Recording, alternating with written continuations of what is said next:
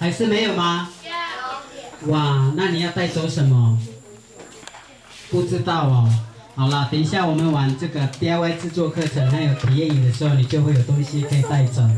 好，现在我要跟各位小朋友讲的一件事情就是，待会儿我们有那个，这边是竹枪，这边是竹剑，然后等一下我们工作人员你们分配一下，一半一半的工作人员到2个地方哈。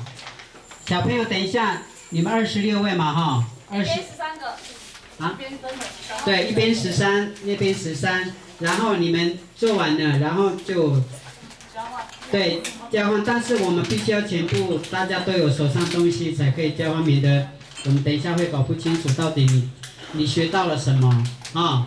所以待会儿我们就是先做竹枪的你就先做完了，然后你就在这里休息，等到全部就位做完之后，我们再换到另外一边。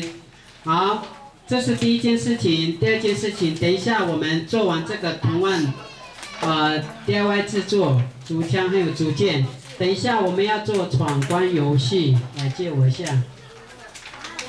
这边有闯关游戏，有竹枪，有高跷，有滑动，有射箭。好，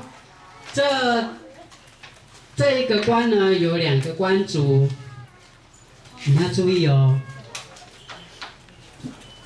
谁能够完成这个闯关，大概5名以内，我们会送一个杯子带回去做纪念。但是最后一个闯关，一定要到公主这里跟她说我闯关成功了。关主他不会轻易让你过哦。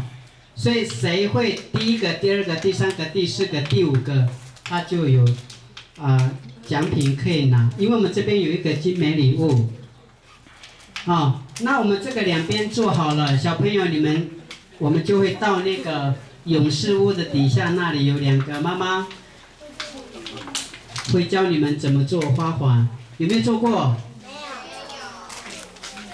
只要小朋友有去那边做，你就可以带那个花环到台北很热哈。好，在很热的时候，我们就自己带开13个就开始我们今天的制作哈。来13个哈。